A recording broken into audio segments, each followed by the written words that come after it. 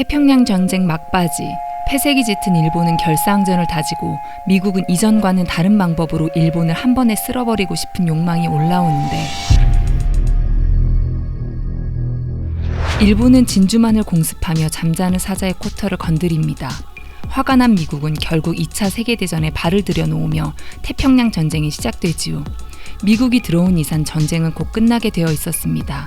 그들은 엄청난 군사력과 생산력을 가지고 있었기 때문입니다. 미국은 독일보다 먼저 핵무기를 개발하려는 맨해튼 프로젝트를 착수하고 1945년 7월 16일 뉴멕시코주 엘라고모도에서 드디어 성공적인 첫 실험을 마칩니다. 이제 미국은 일본 어느 지역에 폭탄을 터뜨릴지 물색하고 있었습니다. 후보지에 오른 지역은 히로시마, 교토, 요코하마, 니가타 등이었습니다. 일본 도쿄가 제외된 이유는 이미 도쿄 대공습으로 말이 아니었기 때문에 폭탄의 위력을 보여주기에 충분하지 않다고 판단하였습니다. 연합국은 일본에게 항복을 종용하는 포츠담 선언을 제시하지만 일본은 천황제 유지와 전쟁 이전의 식민지 유지라는 조건들을 주장하며 거부합니다. 1945년 8월 6일 아침 8시 15분 히로시마 상공에 엄청난 섬광이 비치고 핑크빛 버섯구름이 올라옵니다. 원자폭탄 리틀보이가 떨어졌습니다. 히로시마 인구 7만여 명이 즉사합니다. 곧이어 방사능 피폭으로 5만여 명이 사망합니다. 10만여 명이 10초 이내에 사망해버렸습니다. 섬광을 보자마자 눈이 멀고 피부가 녹아내렸습니다. 4000도까지 온도가 올라가며 히로시마는 불지옥이 되어버렸습니다. 지옥 속에서 구름이 생기고 검은 방사능 비가 내리기 시작합니다. 불타는 고통 속에 아직 생존에 신음하는 사람들은 그 방사능 비를 마셨습니다. 히로시마 인구는 당시 40여만 명이었고 모두가 방사능에 피폭되었다 추정합니다. 인류 역사상 최초로 핵무기가 전쟁에 사용된 것이지요. 미국 대통령 트루먼은 1차 원폭 투하 16시간 후 일본의 원자폭탄을 투하했다 발표합니다. 일본의 유명한 과학자 니시나 요시오는 이것이 신무기 원자폭탄이라 확신합니다. 그러나 일본 군부는 히로시마 전멸이라는 보고를 받고도 보통의 폭탄이 떨어졌다 생각합니다. 게다가 일본은 소련이 미국과 협상해주길 기대하며 회신을 기다립니다. 8월 8일 소련으로부터 되돌아온 답변은 선전포고, 소련은 만주 지역으로 쳐들어오며 관동군을 유린하지요. 곧이어 다음날 8월 9일 나가사키 2차 원자폭탄 펜맨이 투하됩니다. 두 차례의 원폭 투하와 소련의 선전포고. 이러한 상황에 미국은 8월 셋째 주에 또 다른 원자폭탄 투하를 계획하고 있었습니다. 1945년 5월에 독일까지 항복하고 전쟁은 막바지에 치닫고 있었습니다. 패색이 짙은 일본은 왜 이렇게 항복하지 않은 것일까요?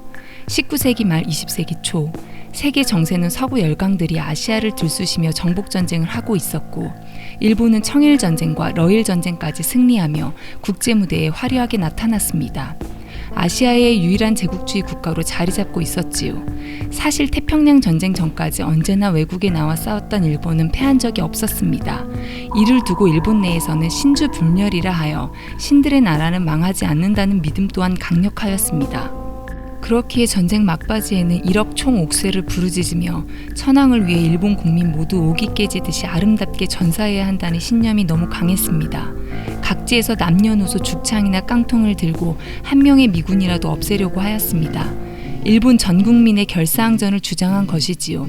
미국이 꺾고자 하는 것은 그들의 전쟁 능력이 아닌 전쟁 의지였습니다.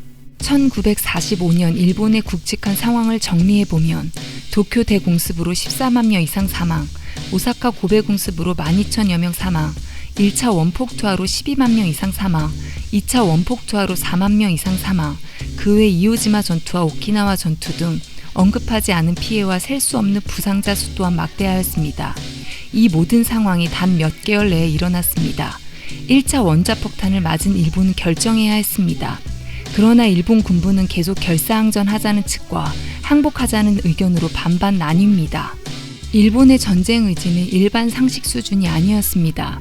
내부 의견이 모아지지 않고 소련을 너무 믿으며 그들이 일본을 도와줄 것이라 큰 착각을 하지요. 두 번째 원자폭탄 투하 후에도 내부 갈등으로 5일이나 지나서 항복하게 됩니다. 항복 반대 세력이 쿠데타도 일으키고 결사항전을 위해 할복하는 수도 많았습니다. 태평양 전쟁을 치르면서 미국은 일본이 웬만해서는 항복하지 않을 것이라 예상했습니다. 미국은 파멸적인 방법으로 일본을 한 번에 쓸어버리고 싶은 욕망이 올라오기 시작합니다. 원폭으로도 항복하지 않으면 사실 몰락 작전을 시행하려 하였습니다. 그 내용을 보면 무시무시합니다. 육해공 100만 군사와 항공모함 75척, 구축함 380척, 호위함 400척, 폭격기 7,500대를 쏟아부을 예정이었습니다. 일본 주요 도시에 원자폭탄 10개를 터뜨린다는 계획과 생화학가스를 살포하여 씨를 말려버릴 작정이었지요. 국토에 제초제를 뿌려 농사조차 짓지 못하는 땅으로 만들어 아사시키고 폭격기 6,000대로 일본 본토 융단 폭격 작전이 있었습니다. 이것은 지구상에서 일본을 삭제해버리자는 계획이었습니다. 당시 미국의 분위기가 얼마나 격양되었는지 엿볼 수 있는 대목이지요. 더욱 무서운 것은 미국이 이러한 무시무시한 계획을 실행에 옮길 능력이 충분하다는 것이었습니다. 어쨌든 4년간 이어진 태평양 전쟁은 4분 42초의 천황의 항복 5금 방송으로 끝이 납니다.